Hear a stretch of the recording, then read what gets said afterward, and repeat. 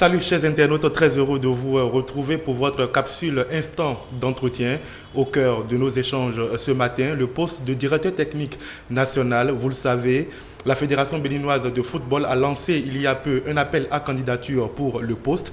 À l'issue de l'étude de dossier, 7 noms ont été retenus. Quel est le profil idéal pour être directeur technique national? Quelle est la mission d'un directeur technique national? À quoi doit-on s'attendre avec lui? Voilà donc quelques interrogations qui auront certainement des réponses avec notre invité. On dit d'ailleurs de lui qu'il est le grand absent de cette liste parce qu'il était également pressenti au poste dès l'annonce des critères. Il a nom Edmé Kodjo. Coach Edmé, bonjour et bienvenue. Bonjour, comment allez-vous? Ça va très bien. Enchanté. Effectivement. Alors, très heureux de vous accueillir sur le plateau de Précision. Déjà, une première question. Pourquoi Edmé Kodjo n'a pas candidaté pour devenir directeur technique national? Mais non, il y a du travail. Il y a du travail à tous les niveaux. C'est-à-dire que si tout le monde même se mettrait, c'est-à-dire que vous mettez à contribution pour relancer le football béninois, je pense qu'il n'y aura pas de place pour tout le monde. C'est que moi, ce qui me tient à cœur, c'est ces enfants qui vous attendent toutes les semaines, qui comptent sur vous, qui pensent que leur avenir, en travaillant avec vous, ils ont plus de chances de réussir. Mais face à tout, bon, je ne me vois pas en train de m'asseoir dans un bureau et en train de gratter des papiers, en train de diriger les personnes. Le temps presse, et vous savez bien, le temps presse au football. Si Mbappé a 19 ans est déjà sur le toit du football mondial, mondialiste tout et tout, c'est qu'on a dû, à des étapes d'apprentissage très tôt, agir sur les âges, parce qu'aujourd'hui, l'évolution, l'éclosion des talents est liée aux âges. Donc si vraiment vous n'agissez pas, à un moment donné, c'est que vous risquez d'inhiber certaines capacités, certaines qualités. D'accord. Alors, coach, vous avez dit que vous n'aimeriez pas justement vous asseoir dans un bureau à gratter du papier. Alors, ça m'amène donc à vous poser cette question. Quelle est la vraie mission d'un directeur technique national? D'abord, avant de parler du directeur, je parlais plutôt de la direction technique. C'est une structure technique au sein d'un bureau fédéral. C'est-à-dire qu'une structure technique qui est logée, c'est-à-dire qui est là pour accompagner la fédération. Le bureau fédéral, c'est des élus, mais il faut nécessairement une structure technique pour les orienter. Le chef de cette structure technique, c'est le directeur technique. Mais à côté du directeur technique, il y a des divisions.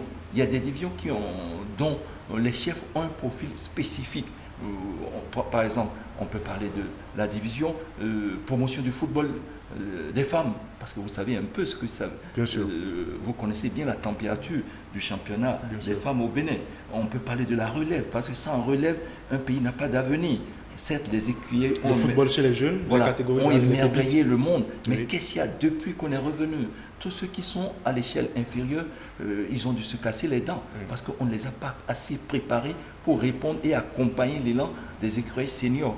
Donc voilà des divisions d'élite, division de la relève, division au niveau même des soins, c'est-à-dire que des soins, docteurs, kinés, il faut que... Parce qu'il y a des valeurs assignées maintenant au football à un haut niveau, et ces valeurs assignées répondent à 2 critères.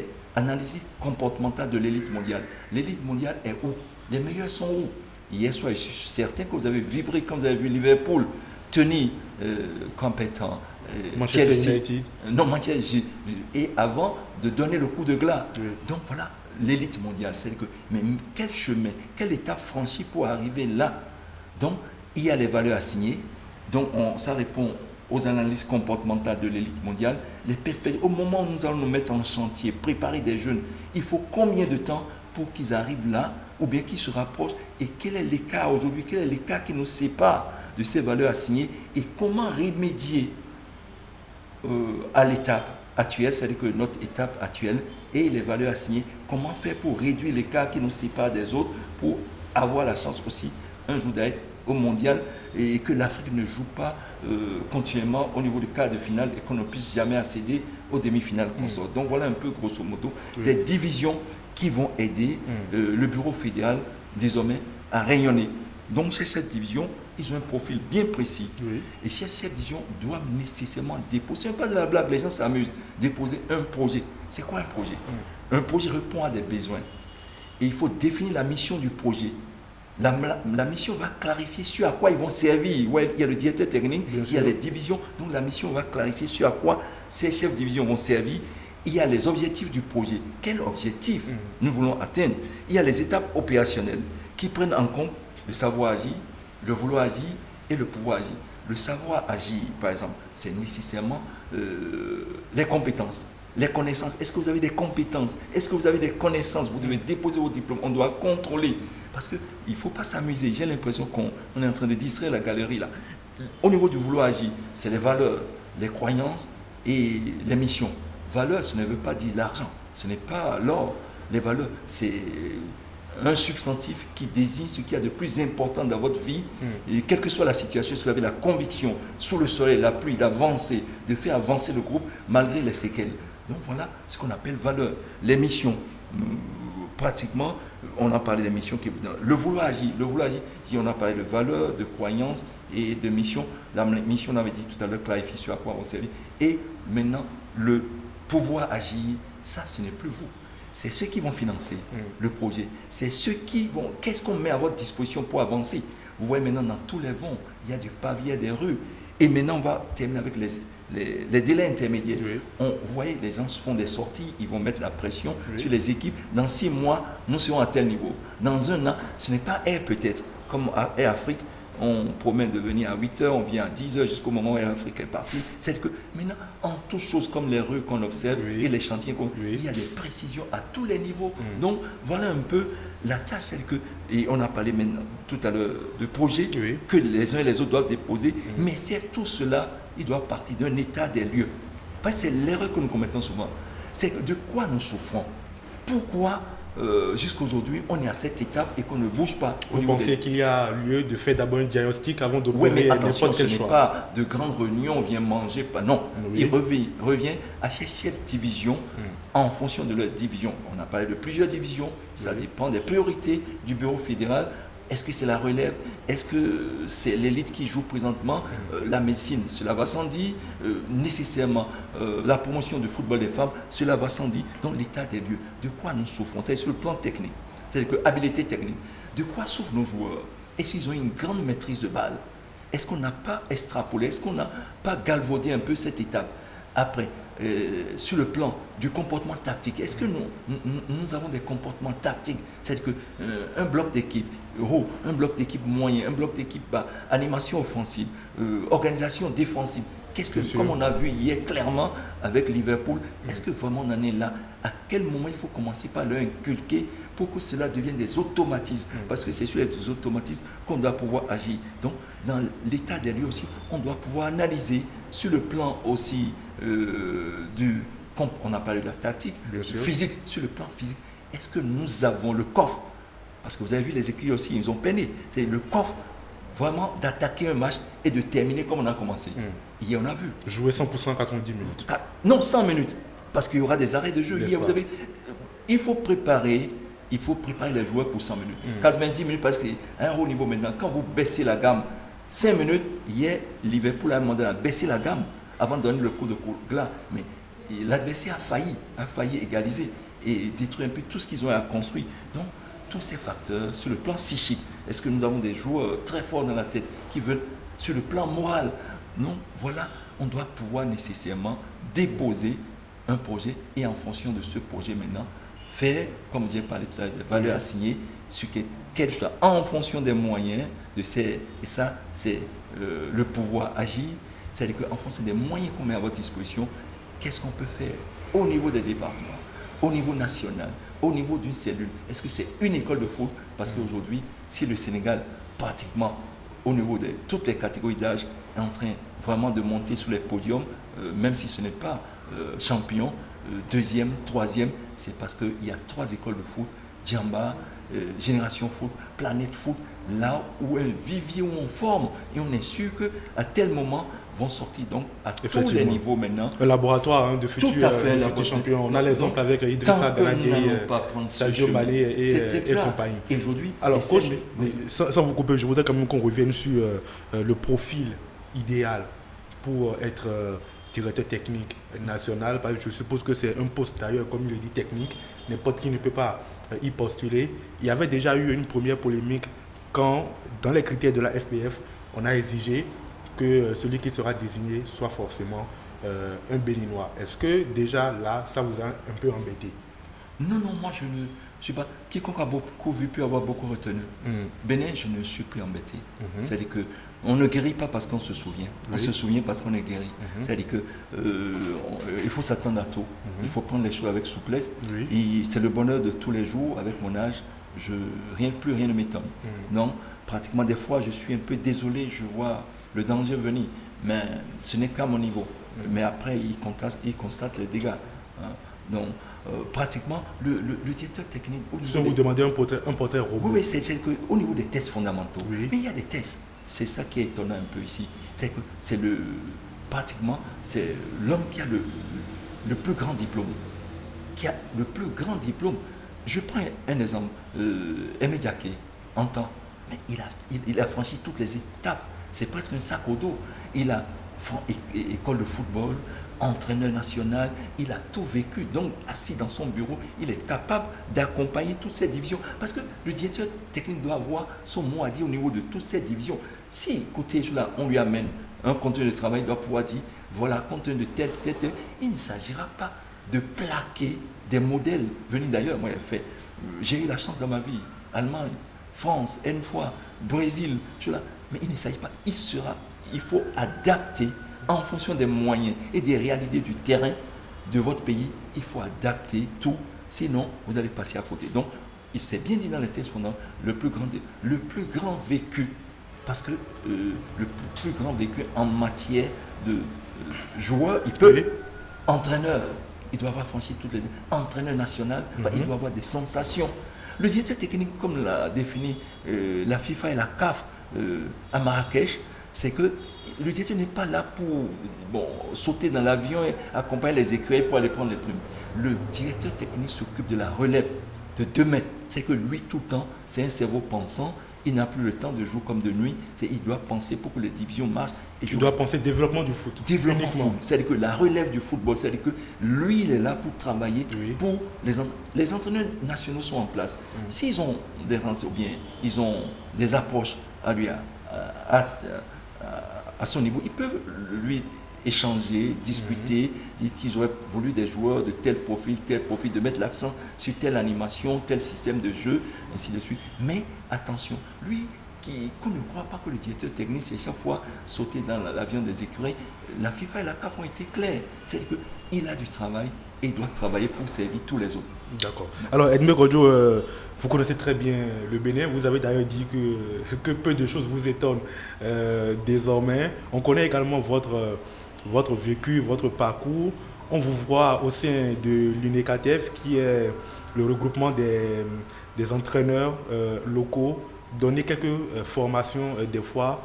Selon vous, quelle serait la politique idéale pour le développement du football béninois? Le football béninois, c'est de mettre tout en chantier. Parce que là, on a été chercher querelle en allant bousculer les gens jusqu'à quart de finale. On a été chercher querelle. Comme le disait l'autre, on n'a plus droit désormais à l'erreur. Voilà, on a posé une pierre, mais on doit revenir travailler pour cette pierre. Est-ce qu'aujourd'hui, nous avons le potentiel qui puisse prendre la relève? Parce que n'oubliez pas que certains sont en train, à 30 ans, au niveau des cellules, non, 30 ans, on peut apporter. Mais quand est-ce qu'il faut apporter? Est-ce que c'est en début de match et sortir pour accompagner les jeunes? Est-ce que c'est en fin de match pour ne serait-ce que faire la différence? Parce que si on abuse de certains joueurs qui nous ont tout donné, la joie, le bonheur, et je ne souhaiterais pas qu'on les voit tomber sur un terrain un jour, que ce soit dit, mais bon, c'est l'habitude. Donc, nécessairement, ça doit être une usine où vraiment il y a une relève. D'ailleurs, même en sentant une relève derrière, les seniors doivent se dire, mais dis donc, il y a du matériel. Regardez un exemple concret qui est édifiant. Le Nigeria. Regardez le parcours du Nigeria, qui a failli aller en demi aussi. Mais le Nigeria, en revenant, a pris une autre option.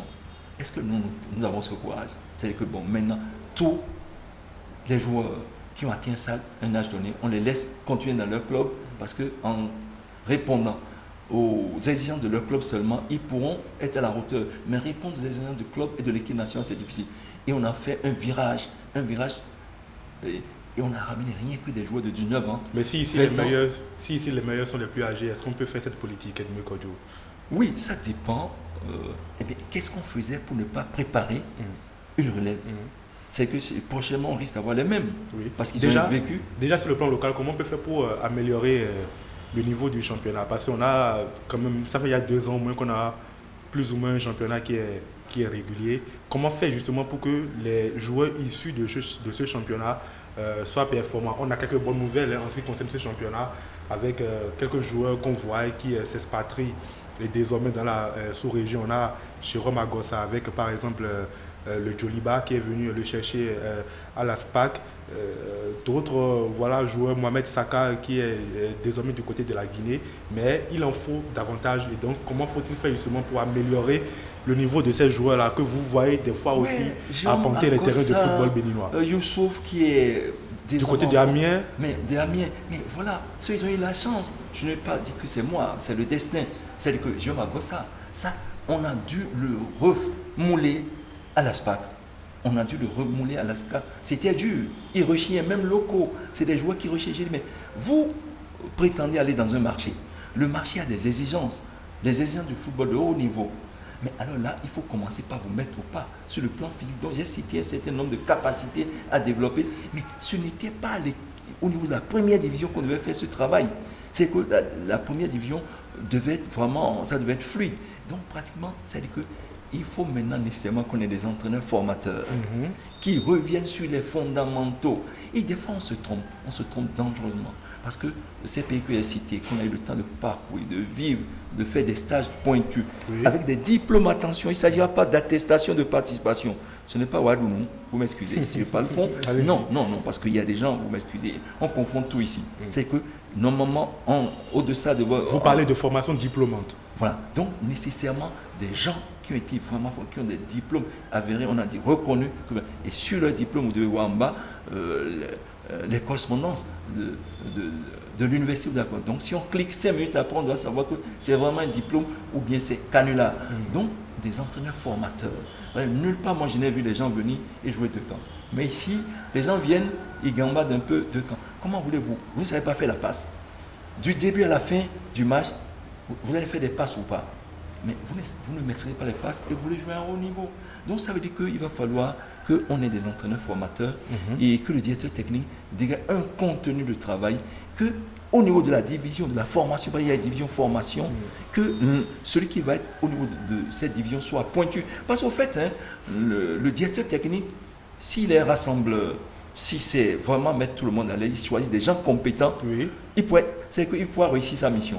Alors, en parlant justement de réussir sa mission, quel serait le temps, approximativement le temps idéal? Si c'est qu'on doit commencer peut-être par voir les fruits du travail de ce nouveau directeur technique national qui sera désigné certainement dans les jours à venir, on peut attendre combien d'années, combien de mois avant de commencer par voir les premiers fruits de son travail? Mais ça dépend de la division. D'abord, c'est de prendre des décisions énergiques, et d'aller dans cette direction. Parce que vous savez, ce n'est pas facile de changer les habitudes. Vous avez constaté avec le chef de l'État, quand il a commencé par dire, mais toi, pas faire le ménage, et ça ne plaît pas à tout le monde. Mais lui, je crois avoir entendu qu'il a dit au début du premier discours, je ferai votre bonheur contre votre gré. Donc je suppose qu'il est sur cette lancée. Donc si vraiment, mais s'il commence par c'est mon cousin, c'est mon frère, c'est mon ceci, alors là, vive la casse. Donc ça dépend de lui, de son potentiel. Mais déjà, une question très simple. Parce que j'ai l'impression que vous n'avez peut-être pas envie de titiller les gens, ou je ne sais pas. Mais déjà, une question très simple. Est-ce qu'il y a la qualité pour faire le travail sur le plan local? Sur le plan local? Oui. Mais je vous dis, le Bénin regorge de talent. C'est triste. Mais il y a Parce que vous avez énuméré les sous-divisions et tout, les diplômes qu'il faut avoir justement pour animer ces sous-divisions, ces sous-structures, les compétences. Il y a des gens qui sont sur le terrain, qui n'ont pas de grands diplômes, mais qui cherchent, qui travaillent, qui abordent, qui demandent et qui vraiment s'impliquent, s'imprègnent. C'est-à-dire qu'il va falloir les former. C'est là où celui qui aura ne serait-ce que le portefeuille et formation. Parce qu'il faut former. Il faut que la fédération comprenne maintenant que nos entraîneurs qui sont là, ils sont de bonne volonté, mais maintenant il faut les former. C'est-à-dire que, comme le disait, le coach, parce que maintenant on passe plus de coaching. Et pour réussir c'est-à-dire qu'il faut avoir des compétences pour mieux réussir son coaching. Mais s'il n'a pas une compétence, ça va être toujours deux camps. S'il savait que c'est les fondamentaux, et il savait au niveau de la rubrique, les fondamentaux, il maîtrisait les fondamentaux, il faut les aider, il faut les accompagner, il faut les former. Et sur le terrain, on verra ceux qui s'impliquent, ceux qui veulent avancer. Donc voilà, c'est comme ça on va dégager la compétence. On revient maintenant sur la durée. La durée, oui. Non, même je pense que rien que sa prise de service, il peut annoncer les couleurs. On a vu le président Talon. Depuis sa prise, on sait d'où il part, là où il va. Aujourd'hui, on a beaucoup de chantiers. Tout le monde applaudit, tout le monde soit. Quand bien même ça fait des dégâts, bon, on fait avec et tout le monde se dit dans quelques mois, quand tout cela sera livré, mais dis donc, c'est les Béninois qui vont gagner. Enfin, je ne fais pas l'apologie. Oui, bien sûr, je comprends. Vous prenez juste un exemple concret. Allez, pour que tout le monde comprenne. Edmé Kodjo, on va maintenant parler de l'apport ou alors du rôle de l'État et de la fédération parce qu'on comprend que le directeur technique est une mission, mais comme on le dit, un homme, une mission et des moyens. Oui, une mission et des moyens. Quel serait alors le rôle de l'État et de la fédération? Il faudra nécessairement au Bénin une école de foot de référence. Même si c'est une école où il faudrait qu'on ait notre Clairefontaine à nous. Nécessairement, parce que où est-ce que vous voulez semer, où est-ce que vous voulez arroser, où est-ce que vous voulez récolter? Il faut nécessairement, parce que attention, vous allez voir que tous ceux qui partent là, Djoliba, c'est pas odieux, c'est bon. J'ai beaucoup de respect pour le Djoliba, mais imaginez s'il était en France, s'il était en Allemagne, s'il était en Angleterre, mais c'est des devises qui rentrent, pas pour nous, c'est pas pour nous, mais quand c'est Yomane construit un hôpital pour sa contrée, quand il construit une école et qu'on sort, mais c'est des devises qui rentrent. Mais vous ne pouvez pas vous imaginer, c'est des gens qui sont à plus de 500 millions par mois, CFA. Donc quelqu'un qui gagne plus de 700 millions, vraiment, est-ce qu'il y a des gens qui gagnent cette somme au Bénin? Moi, je n'ai jamais compté l'argent.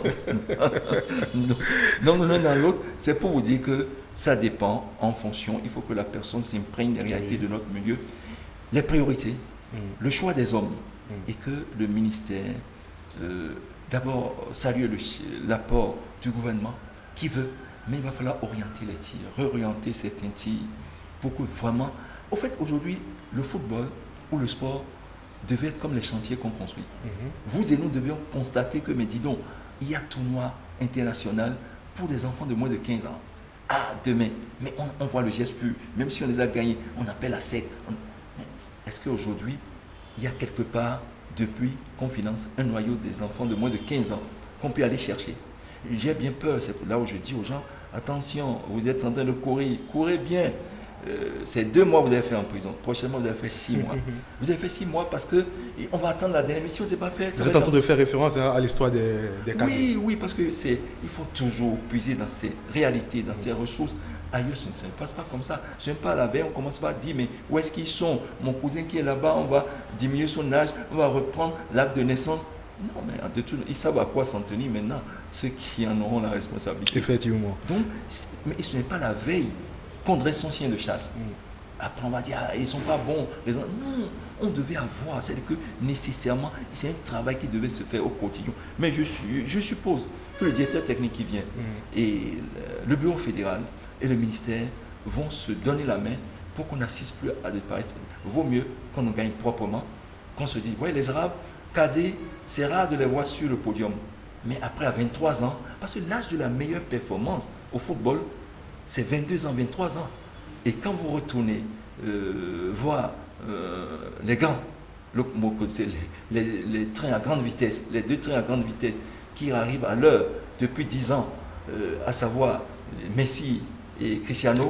Oui, on dit souvent non, il faut mettre Sadio. C'est bon Sadio Mané, mais il faut qu'on donne du temps au Sadio Mané parce qu'il ne s'agit pas de briller 1 an, 2 ans et de s'éteindre. C'est qu'il faut être régulier. Et ceux-là, malgré leur âge aujourd'hui, sont réguliers. D'accord. Alors, coach, on n'a plus malheureusement assez de temps, mais une question quand même avant de vous laisser. Je remarque que vous avez beaucoup encore à apporter au football béninois. Serez-vous disposé à travailler avec le nouveau directeur technique national s'il vous faisait appel? Mais attention, il ne faut pas que vous lui mettez la pression. Non. C'est que... Ça peut arriver. Oui, ça peut arriver. Dans la quête des hommes capables de faire un travail fiable, ils se tournent vers vous. Serez-vous apte à travailler avec ces derniers? Depuis 15 ans, depuis 20 ans, moi je n'ai jamais émargé pour signer un salaire. J'ai été jusqu'en Coupe du Monde. C'est dans la rue que je roulais avec ma moto. Quelqu'un me dit, mais toi tu vas jusqu'en Coupe du Monde, tu es encore en moto. Je dis, mais quels sont tous vous donner? Il me dit, mais vous avez gagné 1,8 milliard. Donc rassurez-vous, c'est pour vous dire que je n'ai jamais marchandé, quelles que soient les conditions de travail, alors qu'on sait que des fois on est obligé de mettre la main dans sa poche pour téléphoner, contacter les joueurs, faire tout. Les gens oublient. Et si le bon Dieu venait revivre ta peine, tu seras noir. Tu n'auras pas de rencontre amicale. Tu fais les projets, tu déposes ta feuille de route, ce ne serait pas financé, rien. Et après, il faut se démerder. Et tout en si les conditions sont assez non, je ne marchande pas sur les conditions. C'est pour vous dire que j'ai cité tout à l'heure le savoir agir, le vouloir agir et le pouvoir agir. Pour remplir ces missions, il faudra nécessairement un minimum. Et je suppose que ceux qui sont là aujourd'hui sont très conscients de la situation. Il faut leur compter sur eux pour que la mission soit réussie. On vous aura compris, coach. Finalement, c'est quoi votre actualité actuellement? Non, je vais aider les enfants de l'école de foot de Claqué. Et ils me rendent bien. Ils me font plaisir parce qu'un enfant, il y a 2 ans, est parti au mondial. Et il a su. Il a eu, je ne sais pas si vous voyez sur vos chaînes, il a eu 2 prix, meilleur passeur. Vous vous épanouissez à Claqué? Bon, enfin, avec les enfants, c'est-à-dire que c'est passionnant de savoir qu'ils vont réussir demain. Et je pense qu'avec eux, on a fait 3 grands tournois majeurs au Bénin. Et ils ont été champions, donc ça fait plaisir. Ça va. Ok. Allez, merci beaucoup, coach Edmé Cordio, d'être passé dans les studios de Précision Sport pour partager justement quelques instants avec nous. On espère justement vous avoir également à d'autres occasions. Et puis, le grand merci vous revient à vous, chers internautes. On se retrouve très prochainement pour un autre numéro de votre émission Instant Entretien.